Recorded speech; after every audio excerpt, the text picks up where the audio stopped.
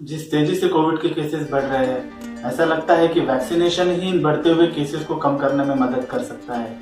लेकिन दूसरी ओर social media पर वैक्सीनेशन से जुड़ी रोज नई इन्फॉर्मेशन या फिर मैं कहूँ मिस इन्फॉर्मेशन और फेक न्यूज आते रहती है। ऐसे में सही जानकारी कहाँ से ले? तो दोस्तों, आज के वीडियो में हम देखेंगे वैक्सीनेशन से जुड़ी सबसे इम्पोर्टेंट बात, वैक्सीन किसे नहीं लगवानी चाहिए। तो आइए दोस्तों शुरू करते हैं। वैक्सीन किसे लगवानी चाहिए और किसे नहीं, इस पर वैक्सीन बनाने वाली दोनों कंपनियों ने जनवरी के महीने में अपनी अपनी तरफ से एक फैक्ट शीट जारी की। उसके कुछ दिनों बाद मतलब 14 जनवरी 2021 को ministry of health and family welfare के एडिशनल सेक्रेटरी ने सभी राज्यों को एक लेटर लिखकर वैक्सीनेशन से जुड़ी हुई गाइडलाइंस जारी की। इस गाइडलाइन के हिसाब से दोस्तों, हम लोगों को 4 कैटेगरी में डिवाइड कर सकते हैं। पहला, ऐसे लोग जिन्हें वैक्सीन बिल्कुल नहीं लगवाना चाहिए।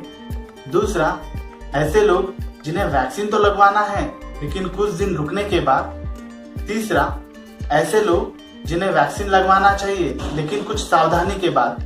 और चौथा, ऐसे लोग जिन्हें वैक्सीन लगवाना ही लगवाना है। तो आइए दोस्तों, हम देखते हैं आप इनमें से किस कैटेगरी में आते हैं। प्रेग्नेंट वुमन या फिर ऐसी महिलाएं जो प्रेगनेंसी प्लान कर रही है, उन्हें वैक्सीन नहीं लगवाना चाहिए।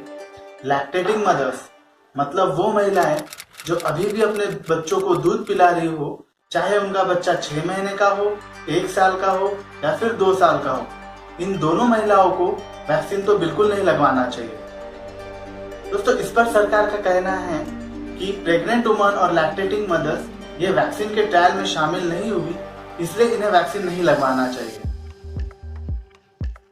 दोस्तों, अगर आपको एनाफिलैक्सिस की हिस्ट्री है, मतलब किसी भी वैक्सीन के पहले डोज से अगर आपको सीवियर एलर्जिक रिएक्शन हुआ है या फिर किसी भी तरह की मेडिसिन, किसी भी तरह का इंजेक्शन या किसी भी तरह के फूड से अगर आपको सीवियर एलर्जिक रिएक्शन हुआ है, तो आपको ये वैक्सीन बिल्कुल नहीं लगानी चाहिए। दोस्तों, कोविशील्ड और कोवैक्सीन ने अपने फैक्ट शीट में ऐसा कहा है कि अगर उनके इंग्रेडिएंट से आपको सीवियर एलर्जिक रिएक्शन हो तो आपको ये वैक्सीन नहीं लगाना चाहिए। कोविशील्ड और कोवैक्सीन के इंग्रेडिएंट का लिस्ट मैंने आपको डिस्क्रिप्शन में दे दिया है, आप वहां से चेकआउट कर सकते हैं। दोस्तों, एनाफिलैक्सिस एक सीवियर एलर्जिक रिएक्शन है। तो एलर्जी कैसे होगी? आपके स्किन पर रैश आ जाता है, आपके स्किन में खुजली होने लगती है या फिर स्किन पर सूजन आ जाती है, या फिर सांस लेने में आपको तकलीफ, खांसी के साथ सांस लेने में तकलीफ होने लगती है, पेट में अजीब सी ऐंठन और उल्टी आए जैसा लगता है, जबान में सूजन आ जाती है, उसके बाद आपको चक्कर आए जैसा लगता है या सर दर्द भी होता है। दोस्तों, इन एनाफिलैक्सिस के केसेस में आपको हॉस्पिटलाइज होके काम बन जाएगा, लेकिन कभी कभी एनाफिलैक्सिस में मौत भी हो सकती है। अगर आपके साथ ऐसा कुछ है तो आपको वैक्सीन बिल्कुल नहीं लेनी चाहिए। टेम्पररी कॉन्ट्राइंडिकेशन मतलब वैक्सीन लगाने के लिए कुछ दिनों का इंतजार। दोस्तों, अगर आपको कोविड से जुड़े कोई भी सिम्टम्स हो, जैसे कि सर्दी, खांसी, बुखार या सांस लेने में तकलीफ, तो आपको कुछ दिनों तक रुकना चाहिए।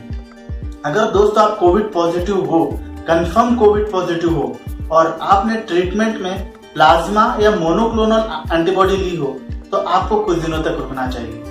अगर आप किसी भी बीमारी के लिए हॉस्पिटल में भर्ती हो तो आपको कुछ दिनों तक रुकना चाहिए। अब ये कुछ दिनों का रुकना मतलब कितना दिन? आपको रिकवरी के 4 से 8 हफ्तों तक आपको रुकना है। मतलब दोस्तों, मान लीजिए आप 1 मई को कोविड पॉजिटिव आ जाते हो, तो 1 मई को कोविड पॉजिटिव आने के बाद आपको रिकवर होने के लिए कम से कम 17 दिन लगेंगे।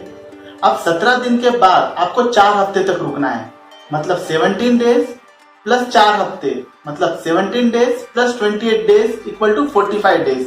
तो आपको एटलीस्ट 45 डेज तक रुकना है और आपको 45 डेज के बाद ही वैक्सीन लगवानी चाहिए।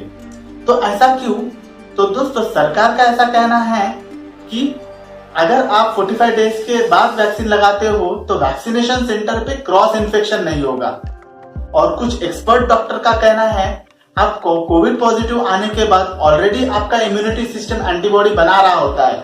अगर इस समय आप वैक्सीन देते हो तो आपका इम्यूनिटी सिस्टम ओवरलोड हो जाएगा, तो आपको साइड इफेक्ट होने के चांसेस हो सकते हैं। तो दोस्तों, अगर आपके साथ ऐसी कोई कंडीशन है तो आपको कम से कम 45 दिन रुककर ही वैक्सीन लगवाना चाहिए। दोस्तों, कभी कभी कोविड वैक्सीन के अलावा भी अडल्ट इम्यूनाइजेशन के कई वैक्सीन होते हैं, जैसे कि आप रेबीज के लिए वैक्सीन लगाते हो, आप टीटी का वैक्सीन लगाते हो, आप हेपेटाइटिस सी और हेपेटाइटिस बी का वैक्सीन लगाते हो। ऐसे में आपको इन वैक्सीन के और कोविड वैक्सीन के बीच में 14 दिन का डिफरेंस रखना है। मतलब मान लीजिए अगर आपने रेबीज का वैक्सीन लगाया हो आज, तो 14 दिन के बाद ही आपको कोविड का वैक्सीन लगाना है। वैक्सीनेशन विद स्पेशल प्रिकॉशन, मतलब वैक्सीनेशन लेते समय कुछ सावधानियां बरतनी चाहिए। दोस्तों, अगर आपको किसी भी तरह का ब्लीडिंग डिसऑर्डर है, मतलब हीमोफीलिया, जैसे कि clotting factor deficiency, कोएगुलोपैथी, platelet disorder, thrombocytopenia या थ्रोम्बोसाइथेमिया, अगर आपको इसमें से कोई भी बीमारी हो तो आपको अपने डॉक्टर की सलाह लेकर ही वैक्सीनेशन लगवाना चाहिए। अब ये सारी बीमारियों के तो नाम मैंने ले लिए। अगर इन शॉर्ट में कहूँ दोस्तों, तो ये और कुछ नहीं है, आपके खून में क्लॉट बनने की या क्लॉट न बनने की बीमारी है। अगर आपके खून में क्लॉट बनेगा समय समय पर तो आपको हार्ट अटैक आ सकता है। अगर आपके खून में क्लॉट नहीं बनेगा तो आपको अगर कोई इंजरी होती है तो आपका खून बहते ही रहेगा। अगर आपको ऐसी कोई बीमारी है तो आपको डॉक्टर से सलाह लेने के बाद ही वैक्सीन लगानी चाहिए। अगर आप ऐसी कोई दवा लेते हो, जैसे कि खून पतला करने की दवाइयां जो होती है एस्पिरिन, क्लोपेडिग्रोल और वॉरफेरिन, तो आपको आपके हार्ट स्पेशलिस्ट की सलाह लेकर ही आपको वैक्सीन लगाना चाहिए। दोस्तों, अब बच जाते हैं वो लोग जिन्हें वैक्सीन लगवाना ही लगवाना है। तो दोस्तों, अगर आप कोविड पॉजिटिव थे, मतलब आप 45 से 60 दिन पहले कोविड पॉजिटिव थे, तो आपको वैक्सीन लगवाना ही है। अगर आपको blood pressure, sugar, heart diseases, asthma, pulmonary diseases या किसी भी तरह की बीमारी है जिसे हम कोमॉर्बिडिटी कहते हैं, ऐसे सारे लोगों को वैक्सीन लगवाना ही चाहिए। इसमें कोई परेशानी नहीं है। अगर आपका ब्लड प्रेशर बढ़ा है तो आप कुछ दिन रुककर वैक्सीन लगवा सकते हो। आपका शुगर बढ़ा है तो भी आप वैक्सीन लगवा सकते हो। आपको कोई तरह की बीमारी है तो भी आप वैक्सीन लगवा सकते हो। दोस्तों, इस सारी चीजों के बावजूद अगर आपके मन में किसी भी तरह का डर है अपनी बीमारी को लेकर, तो आपको अपने डॉक्टर की सलाह ले लेनी चाहिए और उसके बाद डिसाइड करना चाहिए कि आपको वैक्सीन लगवाना है या वैक्सीन नहीं लगवाना है। तो दोस्तों, ऐसे सारे लोग जिन्हें कोमॉर्बिडिटी है उन्हें वैक्सीन लगवाना ही लगवाना है। और इसके लिए ministry of health and family welfare ने ऐसे सारे लोगों की एक लिस्ट बनाई है जो मैं आपको डिस्क्रिप्शन बॉक्स में दे दूंगा। वहां से आप इन सारों को चेकआउट कर लीजिए। दोस्तों, यही कोमॉर्बिडिटी के पेशेंट जो थे, इनको ही प्रायोरिटी बेसिस पे वैक्सीनेशन के सेकंड फेज में एलिजिबल कर दिया था। तो ऐसे सारे लोगों को घबराने की कोई जरूरत नहीं है और आप सभी लोगों को वैक्सीन तुरंत लगवा लेना चाहिए। Thank you.